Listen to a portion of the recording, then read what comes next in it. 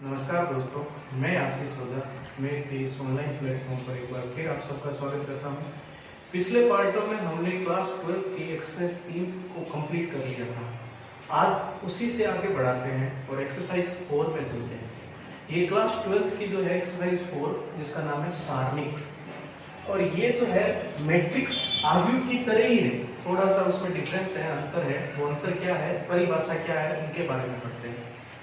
सबसे पहले इसकी परिभाषा को देखते हैं। सारणी की परिभाषा हमें पता है कि ए जो है मैट्रिक्स जो बनती है वो इस तरीके से बनती है, ए आई जे, जहां पे आई भी एक नेचुरल नंबर की तरह काम करता है और जे भी एक नेचुरल नंबर की तरह काम करता है, और एक स्तंभ और पंक्तियों से मिलकर जो है एक मैट्रिक्स तैयार की जाती है।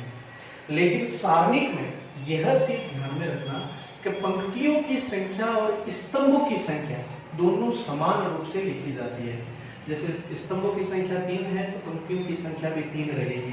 कहने का तात्पर्य है वो एक प्रकार का वर्ग आव्यूह लेना है, हमें वर्ग मैट्रिक्स लेनी है।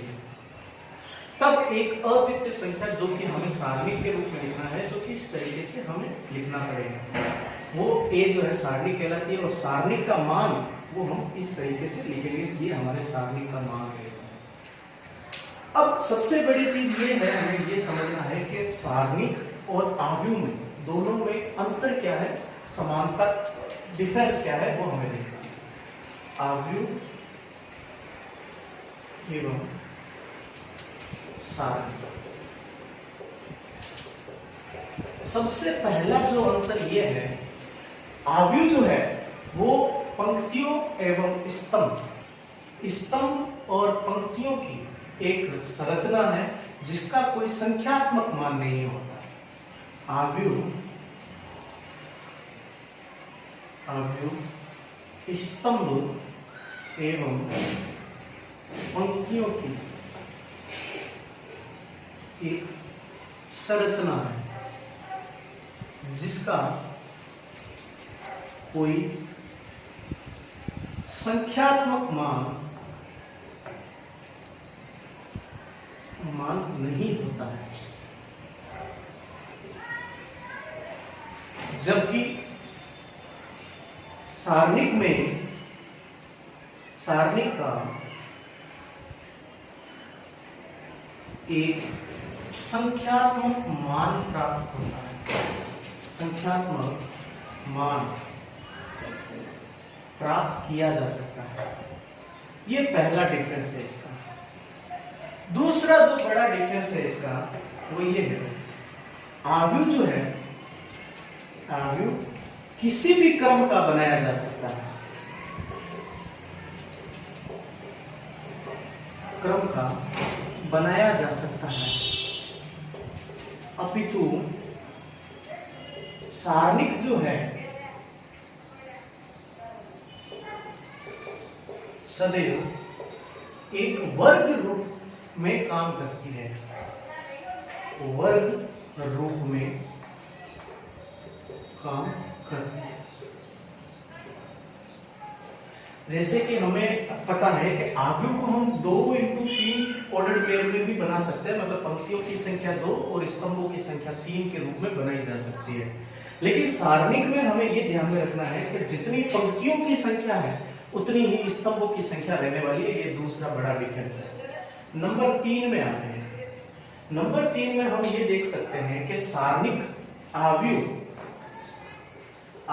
को हम पंक्ति एवं स्तंभ के रूप में परिवर्तित करते हैं, मीन्स ट्रांसपोज करते हैं, तो उनके मान में भी परिवर्तन आएगा, परिवर्तित होता है। जबकि सारणिक में अगर हम पंक्तियों को स्तंभों में और स्तंभों को पंक्तियों में बदलते हैं तो उसके मान में कोई परिवर्तन नहीं होता।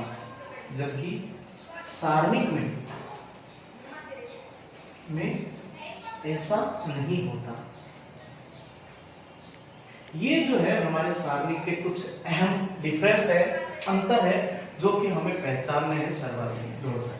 अब हमारे पास सारणिकों के मान कैसे निकालते हैं? एक कोटि की अगर सारणिक हो उसका मान कैसे निकाला जाता है, द्विकोटि की सारणिक हो उसका मान कैसे निकाला जाता है, तृतीय कोटि की सारणिक हो उसका मान कैसे निकालते हैं, वो हम सीखेंगे। तो हम आगे हम सवालों से शुरुआत करते हैं और किस तरीके से उनके मान निकाले जाते हैं वो देखते हैं। आइए देखते हैं। अब हम सारणिक का प्रसार कैसे किया जाता है उसके बारे में बात करते हैं। यदि सारणिक हमारी द्विकोटि की हो, द्विकोटि क्रम की हो, तो हम उसका प्रसार कैसे करेंगे वो सीखते हैं। द्विकोटि से पंक्तियों की संख्या भी 2 और स्तंभों की संख्या भी 2 हो, उस सारणी का प्रसार कैसे करेंगे। तो हमें ये साइन जो है, चिन्ह जो है हमें ध्यान में रखने हैं, प्लस माइनस, माइनस प्लस।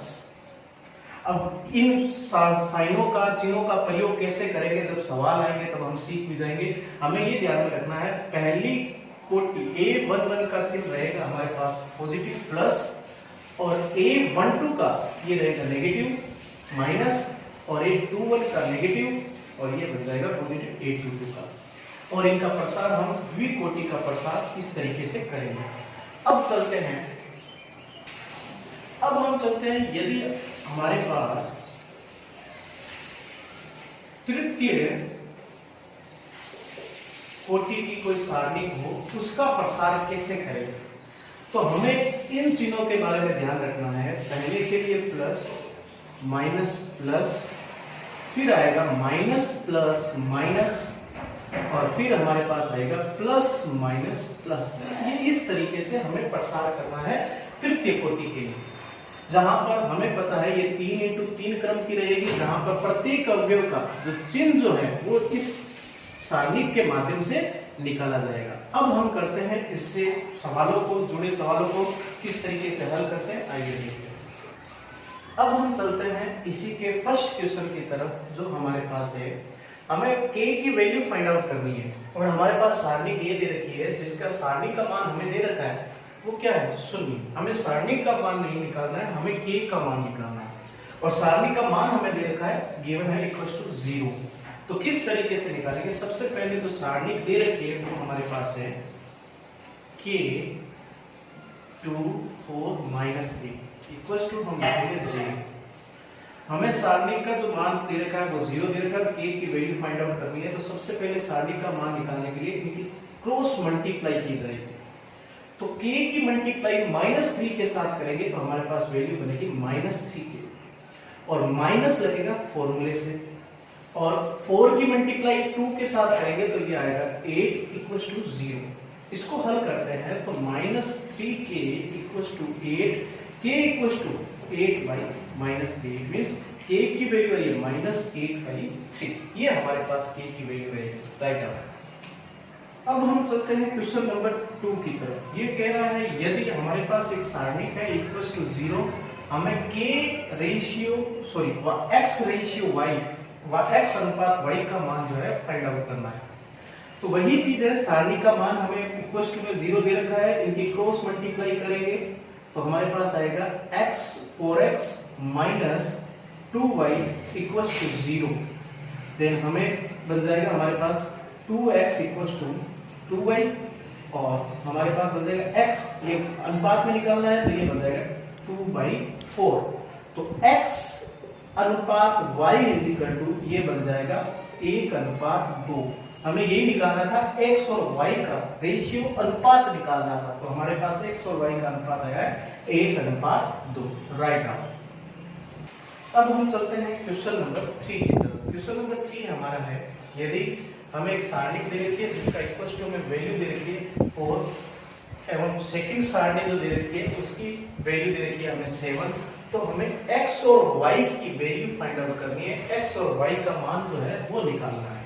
तो वैसे ही है, हमें सारणी का मान नहीं निकालना है क्योंकि सारणी का मान हमें दे रखा है, हमें निकालना है x और y का मान। जो हमारे पास एलिमेंट है x और y, उनका मान निकालना है। अब वो मान कैसे निकालेंगे? सबसे पहली सारणी हम लेते हैं जिसका एलिमेंट है 2 3yx = 4।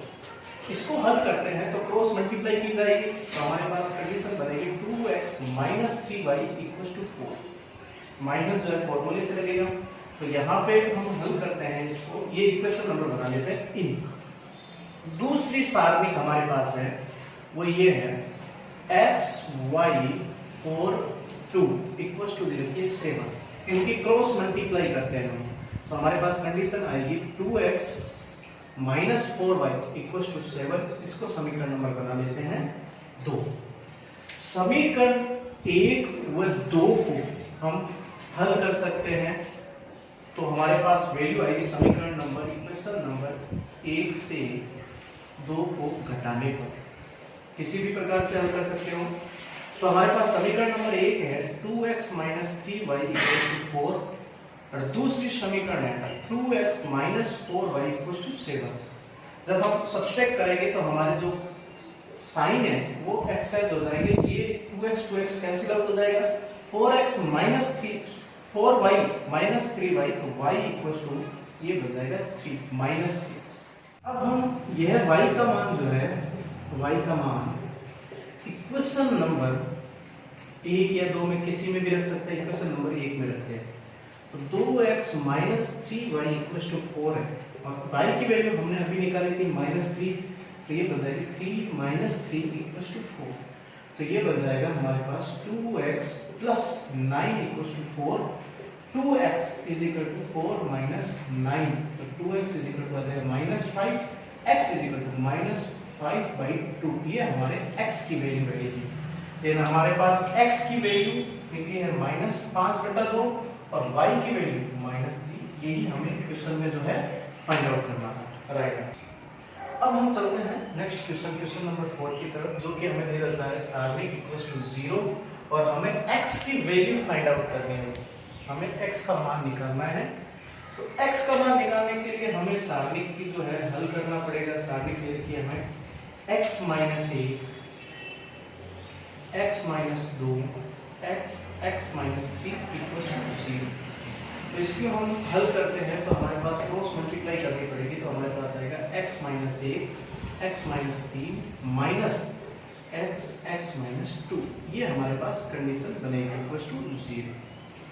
इसको हम अगर हल करते हैं तो हमारे पास आएगा x स्क्वायर, ये आएगा -3x माइनस x, और ये बताएगा +3 माइनस, इस ब्रैकेट को अगर हम हल करते हैं तो हमारे पास आएगा x स्क्वायर, और ये बन जाएगा हमारे पास -2x इक्वल टू 0। अगर हम ब्रैकेट को खोलते हैं तो यहाँ पर x square minus 4x plus 3 minus x square plus 2x equal to 0 बन जाएगा। इसको हम x स्क्वायर से x स्क्वायर कैंसिल आउट कर सकते हैं, तो हमारे पास जो कंडीशन बनेगी -4x plus 2x equal to -2x, 3 plus 2 बन जाएगा हमारे पास 3 equal to 0। Then -2x equal to -3, minus से माइनस कैंसिल आउट हो जाएगा। Then x is equal to value हमारे पास आएगी 3/2। हमें x की वैल्यू फाइंड आउट करनी थी, हमारे पास x की वैल्यू है 3/2, राइट। अब चलते हैं क्वेश्चन नंबर 5 की तरफ। क्वेश्चन नंबर 5 जो है वो हमारे एग्जाम की दृष्टि से भी इंपॉर्टेंट रहेगा। ये क्वेश्चन है निम्न सारणी को प्रथम स्तंभ के द्वारा, ये जो है प्रथम स्तंभ के द्वारा अवयवों की उप सारणी वह सखंड लिखकर उसके मान ज्ञात करना है। तो इसमें दो शब्द आए हैं, उप सारणिक और सखंड, दोनों शब्द जो है हमारे लिए इंपॉर्टेंट रहेंगे। सबसे पहले बात करते हैं, हम पहले इसमें कुछ समझाना चाह रहा हूँ। सबसे पहले जो है हम बात करते हैं उप सारणिक की बात करते हैं। उप सारणिक, इसमें उप सारणिक हम किस तरीके से निकालते हैं वो देखते हैं।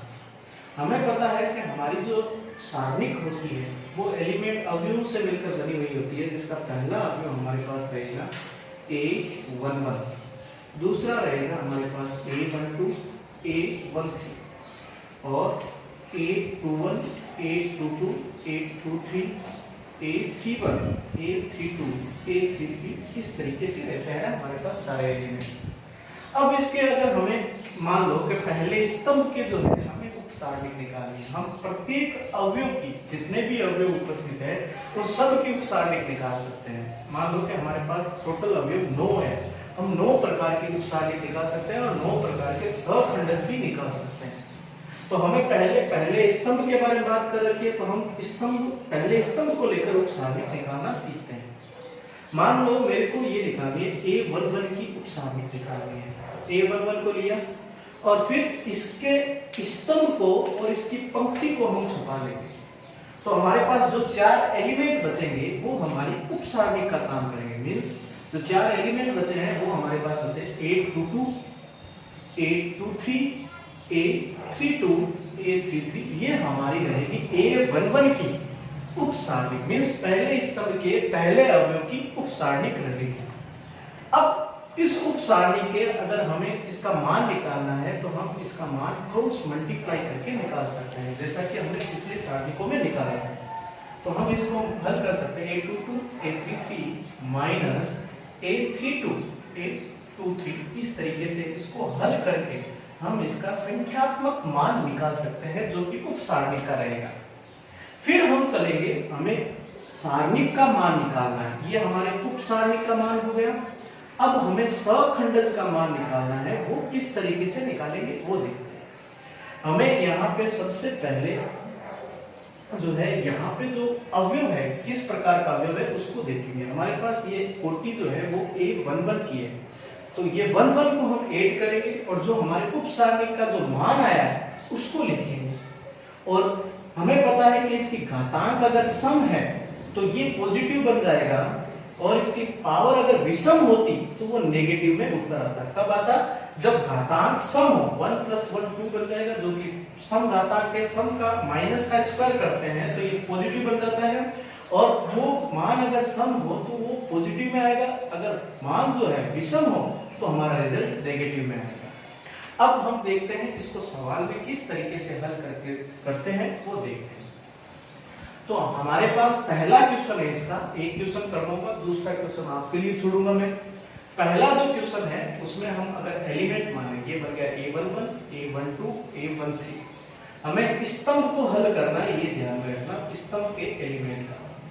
तो हम देखते हैं, हम अगर A11 की उपसारणिक निकालते हैं, पहले अवयव की उपसारणिक निकालते हैं, तो हमारे पास सारणिक बनेगी A11 की। हम जानते हैं कि इसकी पंक्ति और स्तंभ को छुपाएंगे तो जो हमारे पास एलिमेंट बचेंगे वो बनेंगे -1, 2, 5 और 2, ये हमारे पास एलिमेंट बनेंगे। अब इस सारणिक का, उपसारणिक का मान, ये हमारे पास जो है उपसारणिक रहेगी। अब उपसारणिक का जो मान निकालते हैं ना, हमारे पास आएगा -2 -10 = -12 बन जाएगा। अब इसके सहखंडज का अगर मान निकालते हैं, F11 का मान निकालते हैं, तो जैसा कि मैंने बताया यहाँ पे घातांक को योग के रूप में लिखेंगे 11 को, और जो हमारे पास सारणिक का मान आया है वो लिखेंगे। और हम अच्छी तरीके से जानते हैं कि हमारे पास जो है माइनस, ये पावर बन जाएगी सम, और ये -12, और हम जानते हैं -1 का स्क्वायर पॉजिटिव 1 बन जाएगा, पॉजिटिव 1 की मल्टीप्लाई करेंगे 12 के साथ, तो ये हमारे रहेगा -12 रहेगा। ये हमारे पास उपसारणिक का मान, और ये हमारे पास रहेगा सहखंडज का मान। अब चलते हैं हम इसके दूसरे एलिमेंट की तरफ। तो हमारा दूसरा जो एलिमेंट है वो रहेगा, ये बन गया A11, और दूसरा रहेगा A21। दूसरा एलिमेंट रहेगा, क्योंकि हमें स्तंभ को लेकर प्रसार करना है, तो ये रहेगा 21। तो अब हमें मान निकालना है उपसारणिक का, A21 का मान निकालना है। वापस वही बात कि इसके स्तंभ को और जो हमने मान लिया है उसकी पंक्ति को छुपाना है, और जो एलिमेंट बचेंगे हमारे पास 4, वो डिजिट लिखना है हमें सारणी के रूप में। तो हमारे पास आए हैं -3, 2, 5 और 2, ये हमारे पास उपसारणिक बनेगी। अब उपसारणिक का मान निकालना है तो हम क्रॉस मल्टीप्लाई करेंगे, तो हमारे पास आएगा -6 -10, 3 2 6, 5 2 10, और ये जो माइनस है वो फॉर्मूले से लगेगा, तो ये आ जाएगा -16। तो हमारे पास जो वैल्यू बनेगी वो बनेगी -16 बनेगी। अब हम देखते हैं, हमें निकालना है इसका सहखंडज का मान। वही बात है, तो सहखंडज को सबसे पहले इसके -1 के ऊपर जो इसके एलिमेंट है उसको पावर के जो है रूप में, योग के रूप में लिखेंगे और सारणी का मान लिखेंगे। हम अच्छी तरीके से जानते हैं -1 का क्यूब आएगा -16 और -1 का क्यूब रहेगा तो -1 बन जाएगा और -1 की -16 के साथ मल्टीप्लाई करेंगे तो हमारे पास रिजल्ट आ जाएगा 16। तो इस तरीके से हम इसका दूसरे एलिमेंट का, ये हो गया उपसारणी का मान और ये बन गया हमारे पास जो है सखंडस। अब बात करते हैं इसके तीसरे एलिमेंट की बात करते हैं। तो तीसरा एलिमेंट है हमारे पास A31। तो हमें A31 की वैल्यू निकालनी है। तो A31 की वैल्यू निकालने के लिए जिस स्तंभ को हमने लिया है, जिस पंक्ति को लिया है उसको छुपाएंगे और बचे हुए 4 जो एलिमेंट है उसको हम एक सारणी के रूप में लिखेंगे जो हमारी उप सारणी का काम करेगी। ये हमारे पास आ गया -2। इसका वैल्यू हम रिजल्ट निकालते हैं तो हमारे पास आएगा -6 + 2 = -4 बन जाएगा। ये हमारे पास उप सारणी की मान है। अब इसको हम सखंडस के रूप में लिखते हैं तो -3 + 4 सारणी का मान -4। तो हम जानते हैं कि हमारे पास ये बन जाएगा 4 -4 जो है उसके 1 की पावर 4 तो 1 बन जाएगा। -1 × +1 × -4 -4 बन जाएगा।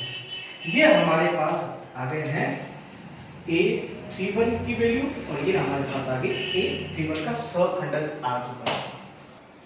अब हमें आगे ये कहा गया है, अभी तक इसका हल निकला नहीं है, हमें ये कहा गया है कि उपसारणिक एवं सखंडस को लिखकर उसका क्या निकालना है, मान, वैल्यू भी फाइंड आउट करनी है सारणिक की। तो हमारे पास फॉर्मूला ये रहेगा, मैं यहाँ पे लिख रहा हूँ, हमारे पास फॉर्मूला रहेगा सारणिक जो है A11, ये पहला एलिमेंट, मल्टीप्लाई करेंगे सखंडस A11 प्लस A21 मल्टीप्लाई करेंगे हम F21 के साथ प्लस A31, पहले स्तंभ के सारे अवयव लिख रहे हैं और इसकी मल्टीप्लाई करेंगे A31 के साथ। अब हम जानते हैं कि हमारे पास जो एलिमेंट बने थे वो कुछ इस तरीके से थे।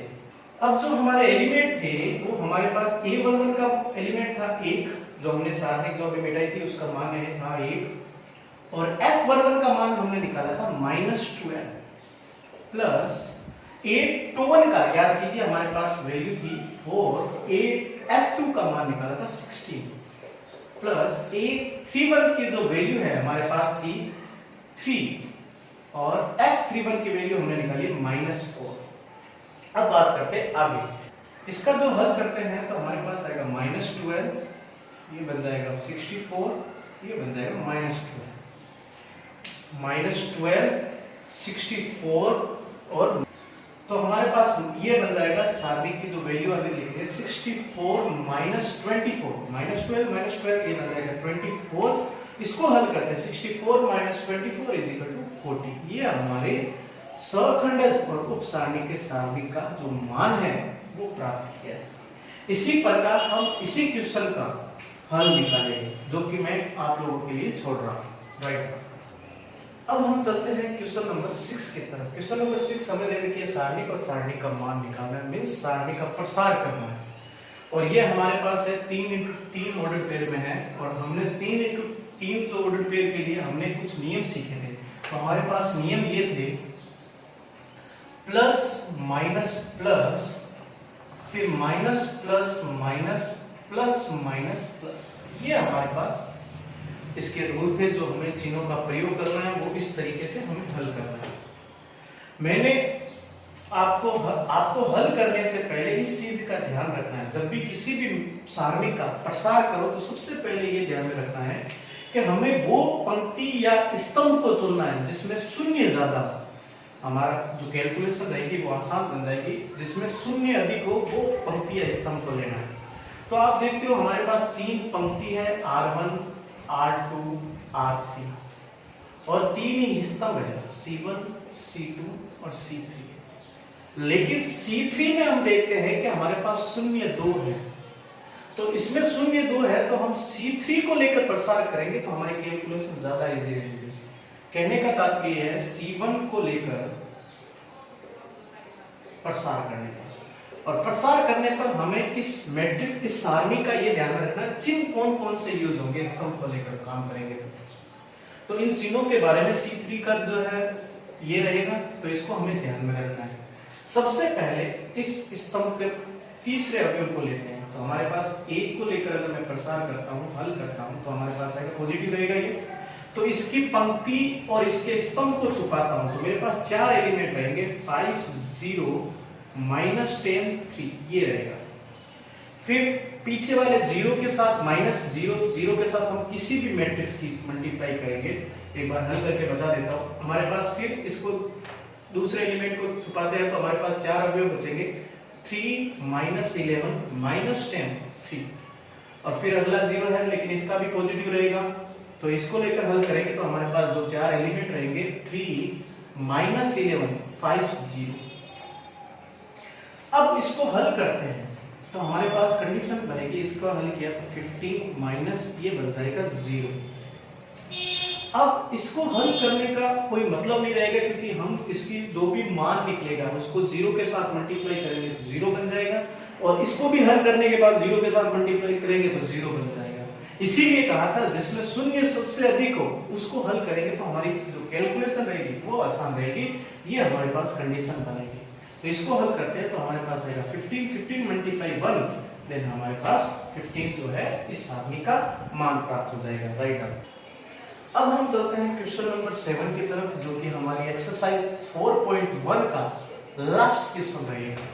इसको हल करते हैं। प्रूफ डेट हमारे पास सारणी है, उसकी वैल्यू निकालनी है और हमें ये सिद्ध करना है, मतलब सारणी का मान हमें ये निकाल के देना है। तो जैसा कि मैंने कहा जिसमें 0 ज्यादा उसको लेना है, इस सारणी में कोई 0 नहीं है तो हम किसी भी पंक्ति या किसी भी स्तंभ को लेकर प्रसार कर सकते हैं। तो मैं यहाँ पर R1 को लेकर प्रसार कर रहा हूं, और प्रसार करते समय हमने जो चिन्ह देखे थे उन चिन्हों का जो है साइनों का उनका विशेष ध्यान रखना है। Plus minus plus, minus plus minus and plus minus plus, ये इन चिन्हों का विशेष ध्यान में रखना है। तो मैं R1 को लेकर मतलब पंक्ति फर्स्ट को लेकर प्रसार कर रहा हूं। तो पंक्ति फर्स्ट के अवयव ये 3 रहेंगे, इसको लेकर हल करते हैं। तो पहले 1 को हल करते हैं, तो सारणी जो बनेगी इसको छुपाते हैं तो हमारे पास बनेगा 1c -c 1 ये बनेगा।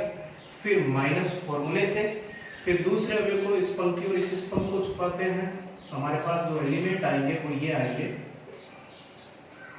इस पंक्ति और इस स्तंभ को छुपाने पर -a c -b 1 ये हमारे पास एलिमेंट बनेंगे। देन दूसरा जो अवयव है वो रहेगा हमारे पास प्लस फॉर्मूले से, b एलिमेंट है, इसके पंक्ति और स्तंभ को छुपाया तो -a 1 -b -c ये कंडीशन हमारे पास बनेगी।